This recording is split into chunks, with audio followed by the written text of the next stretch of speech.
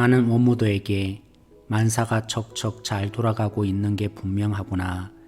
특히나 환자의 새 친구들이 자기네 패거리를 죄다 소개시켜 주었다니 정말 기쁜 일이 아닐 수 없다. 기록 보관소에서 확인해보니 참으로 속속들이 믿음직한 족속들이더구나. 거창한 범죄를 저지른 건 아니지만 여하튼 우리 아버지 집을 향해 가만 평안하게 다가가고 있는 아주 꾸준하면서도 변함없는 냉소자들에다가 속물들이더구나. 그 인간들이 아주 잘 웃는다고 썼던데 설마 그런 웃음이 늘 우리에게 이롭다고 믿고 쓴 말은 아니겠지? 이 부분은 주위에서 살펴볼 가치가 있다. 나는 인간들이 웃음을 터뜨리는 이유를 기쁨, 재미, 적절한 농담, 경박함으로 분류하고 있다. 휴일 저녁 친구들과 연인들이 모인 자리에 가면 기쁨의 웃음소리를 들을 수 있지. 어른들 사이에서는 농담을 구실로 웃음이 터져 나오는 경우도 있지만 별것 아닌 우스갯소리에도 웃음을 터뜨리는 것을 보면 농담이 그 진짜 원인은 아니야. 우리는 그 웃음의 진짜 원인을 모른다. 다만 인간들이 음악이라고 부르는 혐오스러운 예술에 그 비슷한 것이 상당 부분 표현되고 있고 천국에도 그 비슷한 것이 있다는 사실을 알 뿐이다. 여하튼 이런 류의 웃음은 우리한테 전혀 득될 게 없으니 예외 없이 저지해야 한다. 게다가 이런 웃음은 그 자체로서도 구역질나는 현상일 뿐 아니라 지옥의 현실주의와 위험과 엄격함을 정면으로 모욕하는 짓거리다. 재미는 기쁨과 긴밀히 연결되어 있지. 인간의 유의 본능에서 우러나오는 뭐랄까 감정의 거품 같은 것으로서 우리에게 거의 쓸모가 없다. 원수가 바라는 대로 느끼거나 행동하지 못하도록 인간의 주의를 빼앗는 데 써먹는 경우가 가끔 있긴 하다만 그래도 그 자체만 놓고 볼 때 재미란 건 전혀 바람직하지 못한 경향이야. 자비나 용기나 만족을 비롯한 여러 악기들을 조장하거든.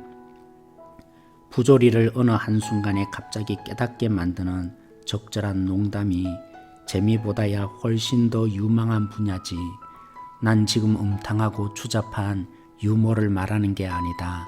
이류급 유혹자들이야 이 분야에 많이들 의존하다만 실제로는 결과에 실망할 때가 많아.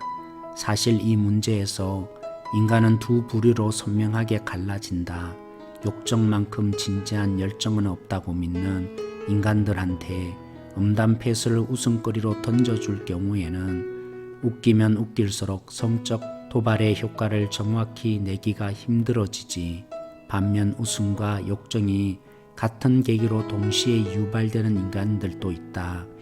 첫 번째 부류의 인간들은 성에 관한 농담이 많은 부조리를 만들어낸다는 이유로 이런 농담을 즐기고 두 번째 부류의 인간은 성에 관해 말할 구실이 되기 때문에 부조리를 양산해낸다. 내 환자가 첫 번째 부류에 속한다면 야한 농담은 별 효과가 없을 게야. 이 법칙을 모르는 애송이 시절 내 환자를 따라 술집이며 끼견실로 쫓아다니면서 낭비한 시간은 절대 잊지 못할 거다. 일단 환자가 어느 부류에 속하든지 파악하거라. 하지만 환자 자신은 자기 소속을 모르게 해야 한다.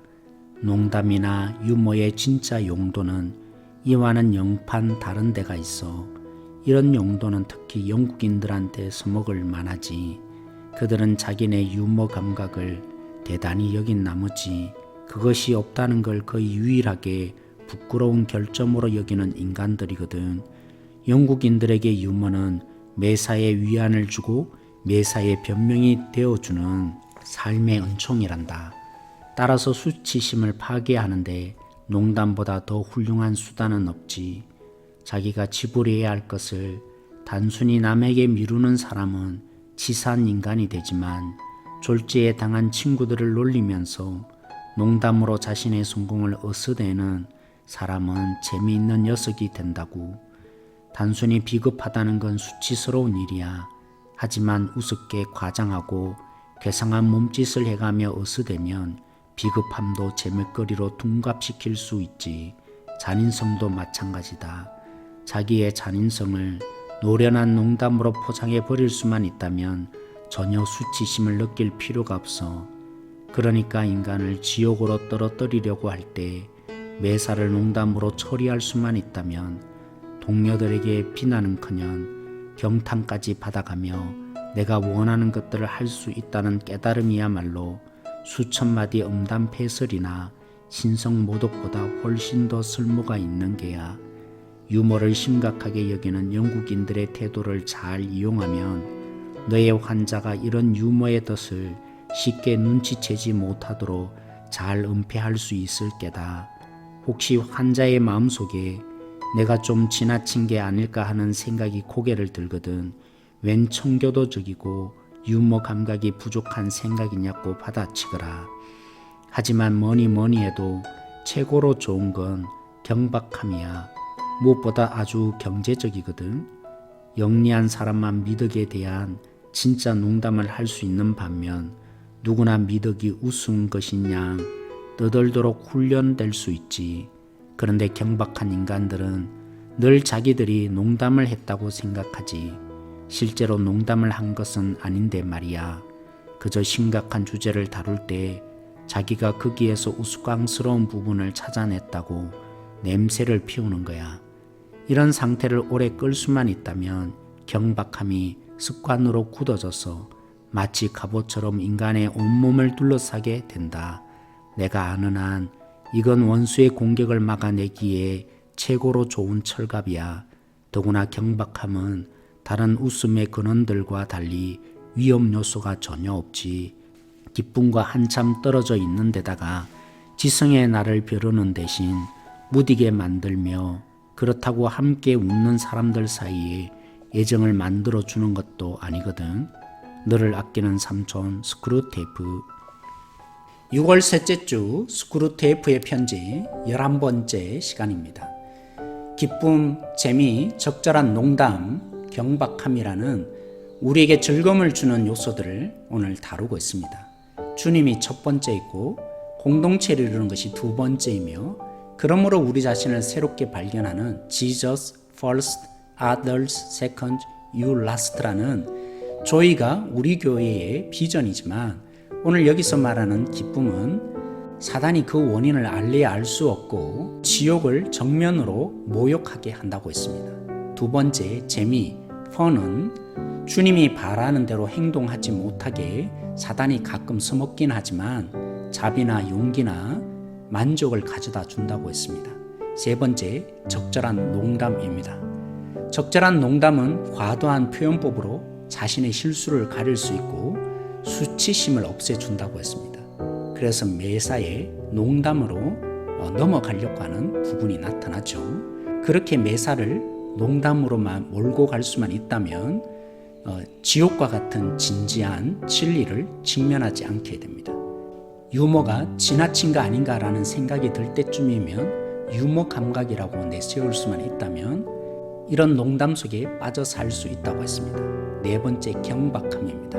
우리가 흔히 사용하지 않는 단어인데요.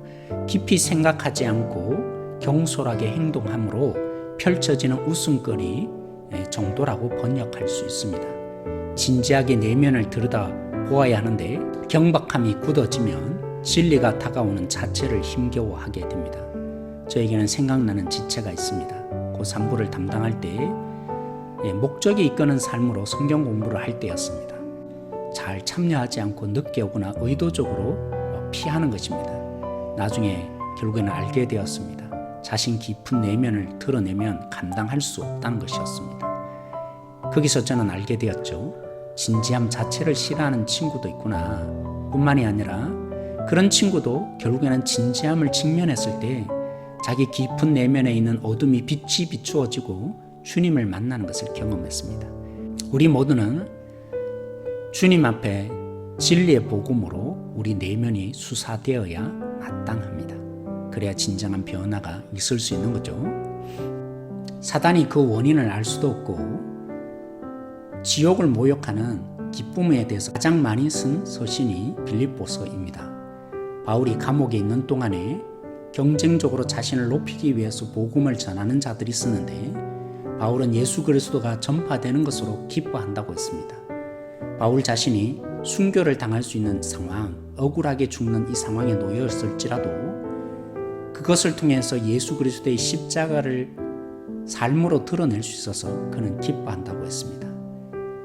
하나님께 자신을 드리는 성도들에게 자신이 마침표, 전제가 될 수만 있다면 기뻐한다고 했습니다.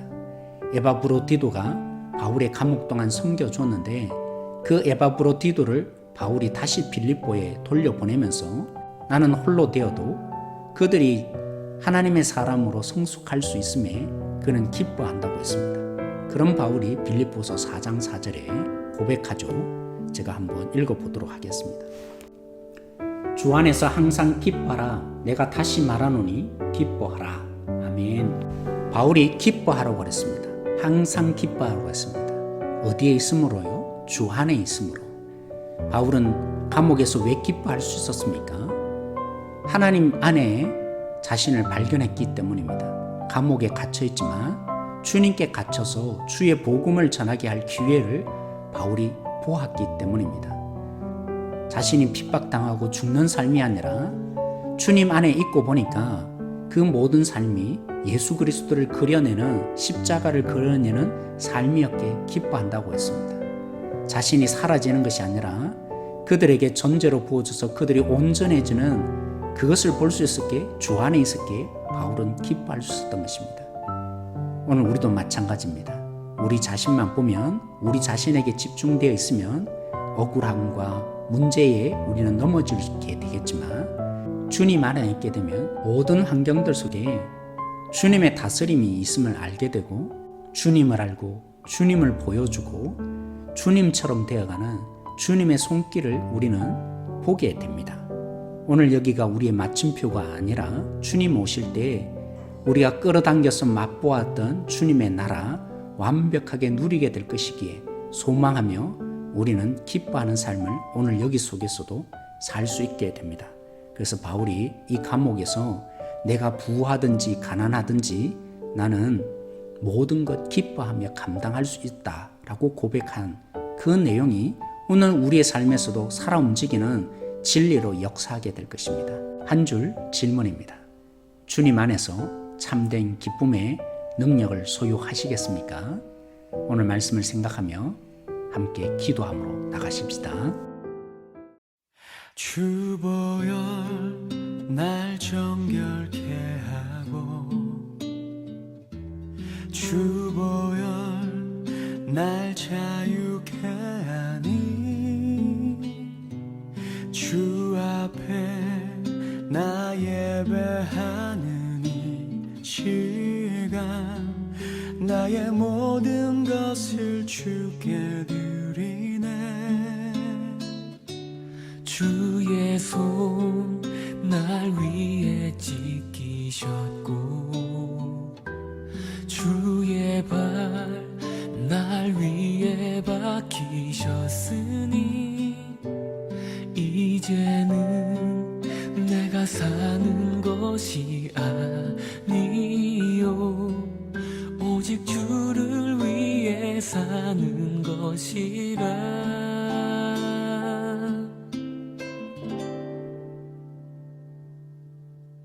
주의 손에 나의 손을 포개고 또 주의 발에 나의 발을 포개어 나 주와 함께 죽고 또 주와 함께 살리라.